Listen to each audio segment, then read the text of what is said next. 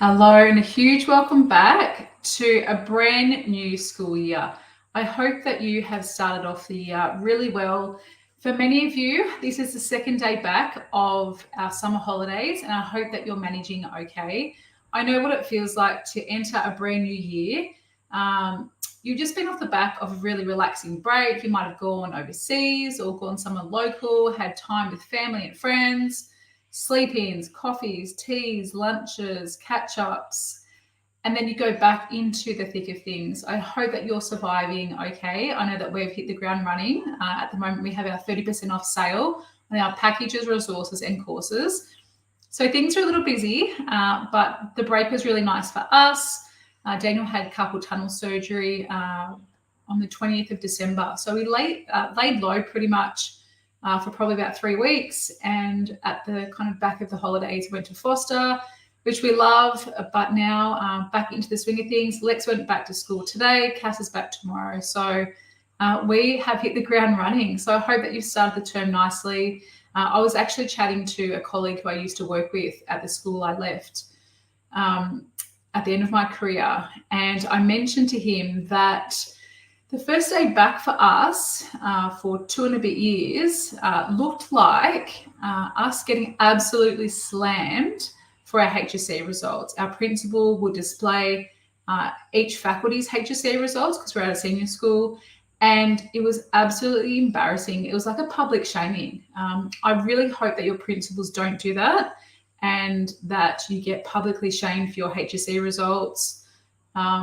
It was really embarrassing, and I can't believe a professional, a leader in education did that for many years as the principal at that school. So let me know how you're going with HSC results.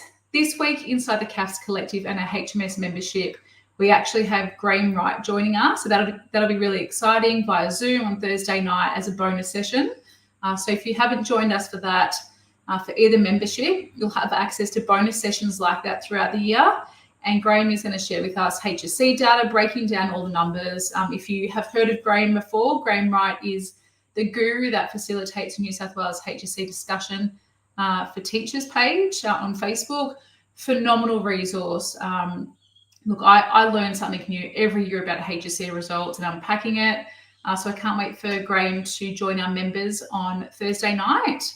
But otherwise, look, I know that at the start of a busy year, you have different goals that you want personally, that you want professionally, but you also then have the goals of your school, the strategic direction of your school, especially if you're in a department school. They pretty much guide the way the school works and looks throughout the terms and days and months. But also if you're at another school, I'm sure you have some school goals that you're aiming for this year. So I hope that you have come into the new year refreshed, relaxed. I know some teachers who have been messaging me over the break. I kind of have been checking my emails probably once a week, and I've got team working. So that's a great, exchange of resources that I get to exchange money for time. So I'm talking about that a lot this week because something that's been coming up a lot is you're telling me that the resources that you want to have access to, your schools are saying no. I'll get to that at some point. But so some of you are telling me that you want to approach this year really differently, that you want 2024 to be a year of just getting back to just doing the job rather than being married to the job, staying at work, and not having that balance. Because look, I know exactly how you feel, that pinch that you feel. I literally had it in my neck. I got shingles in my first year at the school on the coast, and then when I left the classroom, I could start to feel that come up again. And that's literally what drives me to think I never ever want any of our PDHPE or community and family studies teachers to feel like I did. To absolutely love the job, and I did, and I still do love the job, and I miss parts of it, not all the BS. I miss the kids. I miss the banter because I don't have that at home. It's just me. But I do miss the busyness of schools and the dynamic nature of it. But I don't miss all the other stuff. But I know that when I did leave, I always wanted to give back to you. I kind of see it as my way to give back to teachers who I worked with, or teachers I came across when I did professional learning or HSC in the holiday sessions for the best part of 12 years. I want to be able to give back to you. So it's just my way to say thank you, I suppose, and to also prevent that burnout that you're feeling. Anyway, I hope that you're well, and let me know via social media. Send me a DM or a message on Facebook and let us know how you're going. I would love to share with you, and I shared this when the HMS syllabus was released in August. I would love to share with you again a timely reminder about looking after yourself, protecting yourself, but also getting the support that you need as you enter a brand new year. And again, as a CAFS teacher and as a PE teacher, we like our acronym. So this one is called ACTION. And I want you to take action today from what I share with you. And these come from my heart, they come from my head, but they also come from all of my experience over the last 20 years, teaching PE, teaching CAFS and supporting you. So, okay, let's dive into the action steps I want you to take this year as you kickstart a brand new school year. The first one is to advocate for yourself. Now that looks like quite a few different things. That looks like saying no to things that don't light you up or that aren't part of your job description. And I'm not saying to have a one-on-one conversation with someone or to make them feel awkward or to say no to your boss straight away. I'm talking about saying no to things that aren't actually part of the day-to-day job that you do as a contracted educator. So you don't have to do and put your hand up for sporting teams if you're in a non-private school. That's part of your contract in a private school. I know that, especially if you're a PE teacher. Spending your Saturdays at school, at sport all across New South Wales with other private schools. I know that happens, but that's what you signed up for. Outside of that, if you don't want to take the public speaking team, SRC, if you don't want to do Vinnie's Van anymore, or if you don't want to do the musical or Bring It On, whatever it might be, you don't have to. That's not part of your contract. And if you're in a bit of a pickle, please get some support and find out what's actually in your contract and have an open and honest conversation with your principal, your head teacher, your coordinator, your deputy, a trusted colleague about what you're saying no to and your responsibilities. Because I think at the end of the day, many PE teachers, many CAFS teachers, whether you're teaching PE or TAS, we take on these extra burdensome roles across our jobs. And even our TAS colleagues that I've worked with, hospitality events, they would cater for full-on school events. And that was extra time outside of their busy schedule, outside of their teaching time that they don't maybe have. So have a look at what you can do to advocate for yourself and say no to things that don't light you up or that you actually simply cannot do outside of your teaching schedule. Of course, like for me, I became a PE teacher because I wanted to do all those extra things. But I think at the detriment to me, especially as a young teacher, I put my hand up for way too many things. Okay, the next one is to communicate what's going on for you at home, what's going on for you as an educator in terms of your goals, but also personally as well. I know some people don't like to dive into their personal life. I'm not saying to kind of, delve into that. But if there are things happening at home, mum might be having some treatment for cancer. You might have had one of your close friends pass away. You might be going through a breakup. One of your children might have become quite ill. Have a conversation with your school about what's happening for you, because I think those external pressures, those feelings that often,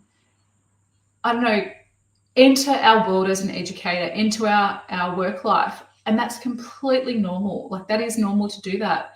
We are human beings. We're not human doings. So I think it's really important to communicate openly, but also to communicate with your faculty, with your team, with your stage coordinators, if you're in a primary school setting, with your co-colleagues.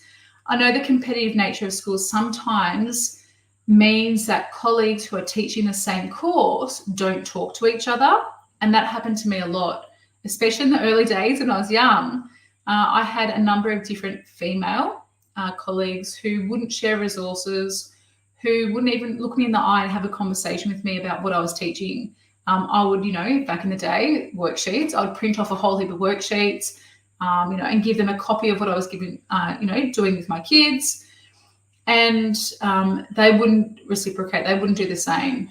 So it's really important to have a really open and honest, faculty environment that you're working in, because I think it's really conducive to productivity and efficiency. And of course, at the end of the day, like, we're humans, we are people. And I think we forget that we're not robots. We can only do so much in our day, and we can only take on certain things. And obviously, we're dealing with young people as well. So make sure you communicate openly with your head teacher, your coordinators, your deputy, and your principal. Okay, the next one is to translate any new changes to syllabi, any new policies that you have to get your head around, or potentially new things that are happening at your school. I know at the beginning of a brand new year, we have many very keen principals, head teachers, deputies, coordinators, even our colleagues come back refreshed and they want to implement some new things. Make sure you're taking time to translate it, what it is, what they're asking you to do, or the changes, what you have to implement into your school or into your teaching and learning, but also get your head around what you're teaching as well. I think as a busy teacher, we often think about like what's in front of us, day-to-day wise, but we kind of don't look at what's ahead for our kids, especially. So when we're looking at teaching and learning, think about that big picture. Like, where are you going with this? If we're teaching child studies for the first time, make sure you download a copy of the syllabus. Make sure you know what the outcomes are, where you're headed with that section of the syllabus. Same for past. Make sure you have that, that good balance of, are you embedding practical into your theoretical components? Making sure you're actually translating any documents you have so they make sense to you. And asking questions of that is really important.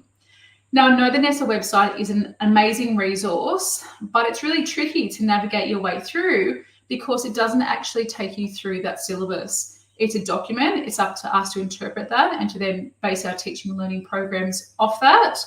Same with policies at schools or policies in our department, policies in our systems. It's really important for you to actually translate that into something that's actionable. So in terms of time, like the time commitment that's going to take you, or resources that you have. I mean, even the conversation I was having with a teacher via email only today, she mentioned that she was teaching child studies for the first time, and I didn't get to teach child studies. It came out just as I was leaving the classroom. And she said, "Oh, Kell, like, I'm really excited." And she seemed really exciting. And this is via email.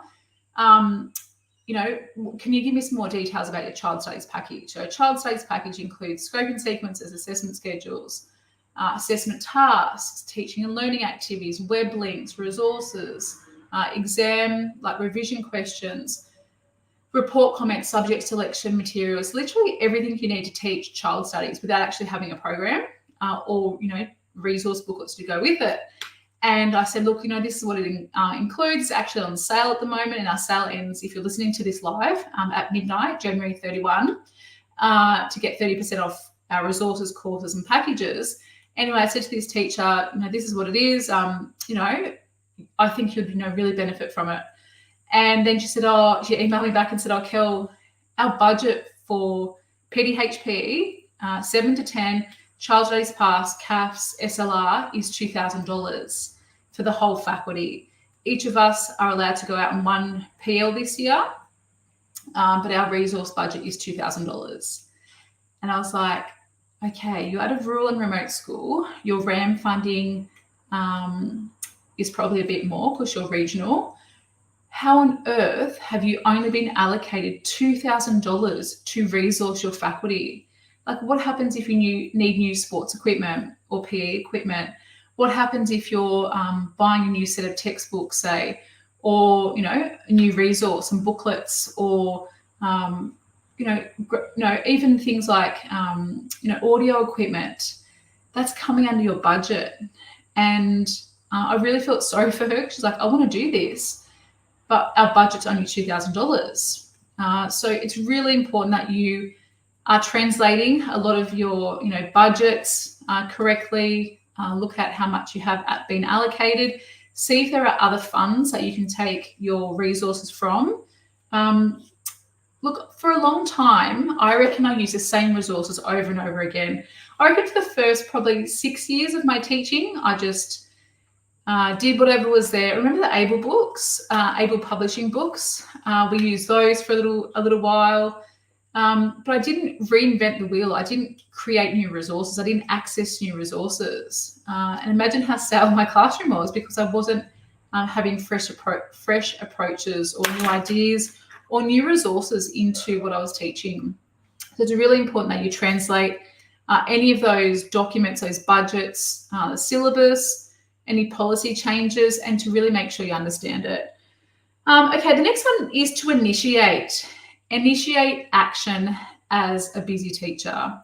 If you want to grab a resource or if you want to have access to something that's going to help you do your job, because at the end of the day, we go to uni, and for me, like that was 20 years ago or even more, 25 years ago when I started. So that learning, you have to update. Like our principals have to go to courses. They have to have a process that they get observed and that their application is being updated.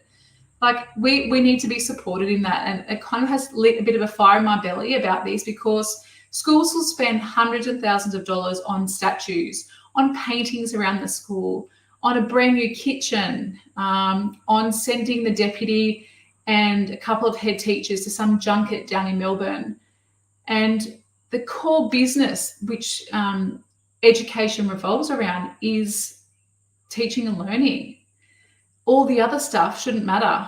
Anyway, it's important that you initiate conversations, you initiate action on what your goals are this year as an educator, but also your personal goals. What do you want to have this year in terms of balance? What support are you going to have access to? And support can look like getting access to free Facebook groups.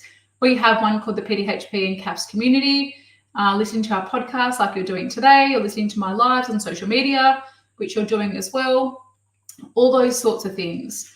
Network meetings, looking at online spaces to talk to other teachers, going to different events, being part of those conversations to have a discussion around our practice and what we're actually doing. So making sure we have access to those free ones, but also in terms of paid, we're changing or exchanging money for time. And if you want to head over to my Instagram page, I did a very quick reel this morning about that whole interchangeability. I'm going to give you money and you're going to do my lawns for me. I'm going to give you money and you might clean my house, or you might, I'm going to give you money and I get groceries in return for that. It's the same in education. And I don't know why so many principals are so tight with their budget, because it's not their money. It's for you as an educator to do your job better, to save you time, to save you hours and hours of planning and preparation. So that kind of really got my back up this morning. Okay, the next one is to orchestrate. So especially for a new teacher this year, if you're new to CAFS or child studies or PASS, exploring, you've never taught it before. I remember teaching EEC when I came back from mat leave, as you do. You've got young kids, you kind of get thrown exploring early childhood. And I said to my assistant principal at the time, I said, oh, look, I've never taught EEC. I've taught CAFS for 10 years, but EEC has never really been part of what I've taught. I'd love to go to this ACHPA course on exploring early childhood. And he said, oh, can't you just email the school down the road to get their resources? I'm like, no, I don't know what their resources are like. They haven't been written by someone who knows the space or who I can trust. So that was an interesting conversation. Like, I wanted to do this professional learning for me. I don't want to go to professional learning that you are dictating. I want to go to PL that actually suits my needs and wants. So that was a very interesting conversation. it's really important that you get the support that you need and want. And that could look like physical people. That could look like time, especially if you're a new teacher, having less of a load, even embedding like a conversation with your head teacher or your coordinator to kind of check in on them and say, how do you think I'm going? Like, what are some areas of feedback? Can you come and observe a couple of my lessons today or next week? Debriefing and having those conversations are also really important to orchestrate like what you need for support. So planning that out, looking at what your needs and wants are. So I need this. I need to know that I'm on the right track. How do I know that? I can gauge by my kids, but as a trusted colleague, is there someone else at school who can maybe come into my class, observe me, give me feedback, or can we actually do some peer marking together? Can we do some pilot marking? I've written an assessment task for pass. Can you just glance your eye over it because I'm not quite sure. Obviously, they're within your faculty. If you're in a very small faculty or if you're in a very regional and remote location and you might be the only PE teacher, the only TAS teacher, the only CAFS teacher, the only maybe there's a very small group of you teaching your K-6 classes, please make sure you reach out to others.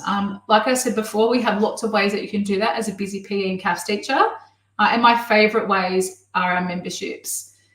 We are announcing, as you've probably seen, that we have our brand new K-6 membership for primary school teachers teaching PDHPE to make their life so much easier with all the other curriculum changes and bits and pieces with literacy and numeracy. PDHPE often gets lost and people don't love it. So if you would love to join that, head over to learnet.com/primary, but then also our secondary 7 to 10 PDHPE membership. And just saving all of our stuff, saving you a whole heap of time, doing a little bit of learning, but lots of implementation, lots of action, so you feel supported. And the last one is to negotiate all of this. Like if you're in a new role, what is your boss's expectations of you, or your line manager, your coordinator, your head teacher? What are they expecting of you in that role? Make sure it's really clear for you. If you're taking on the netball, team that's going to Albury, make sure you know what is expected of you. If you're going to help out with Bring It On this year, make sure you know your role. If you're teaching CAFS and you have no idea how to teach it, find out what your role is. Actually have that negotiation. Like, I would love for the other teacher who's taught it forever to actually come and observe me in class or give me feedback on some of my assessment tasks. Negotiate that with your head teacher, with your line manager, with your principal, with your deputy, your assistant principal, so you kind of know what to expect and to have that conversation. And I know with some of the emails that we're getting over the last couple of days, people are like, oh, Kell, I love this, but our budget is very small, like I said, or our school's spending money on this, our school's prioritizing this. Have a conversation. If you see something that you like, if you want the support that you need right now, ask for that help. Negotiate. Have that conversation around, well, I love the idea of going to this course in Sydney, or I love the idea of joining Kell's CAFS Collective or HMS membership. It's outside of hours. It doesn't actually eat into any of our school time. It's all done by me after after hours. I get so many resources. Can I be part of that? Schools are allocated a certain budget for teaching and learning. They should be using that. Otherwise, let's quickly unpack our 6 action steps for this year to seek support, and support that you need, not what your boss wants. To advocate for yourself was number 1. To communicate. Number 2, communication is key to any relationship, any situation, especially with the kids. So communicate's number 2, translate's number 3. Make sure you get your head around it, you have that full understanding. Number 4 is initiate, have a conversation, take some action on that. Number 5 was orchestrate, have a bit of a plan of attack, and set some goals for yourself. I didn't mention this, but I was meant to. But in public schools, we know that you have to set your PDP, your professional development plan, your goals for that. Make sure it's really clear what you want this year in 2024 as a teacher. Not what your head teacher wants or not what your principal has intended for you, what you want as an educator, what you want as a learner. And don't forget, all of your professional learning should sit around that. So if you want support, you might then say, okay, I'd love to go to Kell's CAFS conference or the HMS summit. Or if you want some resources, most of our PL now, I'm going to say learning, our professional learning, is through resources, accessing that in your resource budget rather than your PL budgets, which are quite small. And then having that negotiation, like this is what it looks like. If you want to implement something new this year, you might want to do some QTR rounds, some quality teaching rounds at your school, or have, lunchtime revision sessions for PE or for CAFS. Have that conversation. But I'd love to hear from you now. How has your 2024 started, and what can we do to support you this year? And obviously the best way that we know how is through our ongoing support in our memberships. So K to 6, 7 to 10, CAFS Collective, HMS membership, our events, so our 2 in-person events, the conference, CAFS conference, HMS summit in March, and our masterclasses and our resources. It's our absolute pleasure to support you. So have the most amazing start to 2024, and we can't wait to help you support those goals that you need and want this year. Take care.